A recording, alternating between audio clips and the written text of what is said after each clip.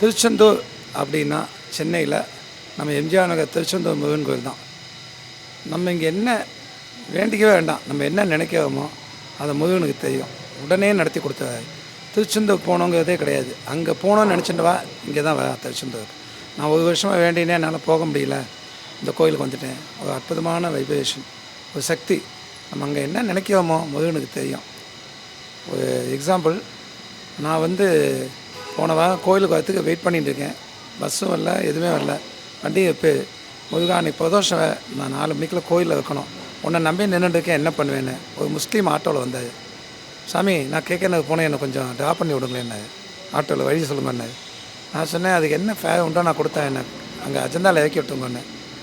இறக்கி விட்டார். ஒரு 50 ரூபா கையில் கொடுத்துருந்தாங்கன்னு. முருகன் வேண்டான்னு சொல்லிட்டான்.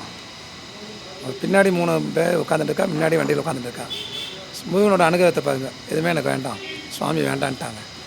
ஆக நம்ம நினைக்க தான் வேண்டிக்க கூட இல்லை, மனசில் தான் நினச்சினேன். முருகா உன் கோயிலுக்கு கரெக்டாக வந்துடணும், நீ நல்ல வழி மனசில் நினைக்கும் போதே நடத்தி கொடுத்தாரு. நம்ம வேண்டிக்கணும், அதை பண்ணணும், இதெல்லாம் கிடையவே கிடையாது. நம்ம உள்ளம் நுழையும் போதே நம்ம என்ன நினைக்கிறோமோ நம்ம முருகனுக்கு தெரியும். அதை உடனுக்கு உடனே நடத்தி கொடுக்கக்கூடிய அற்புதமான ஒரு தெய்வம்.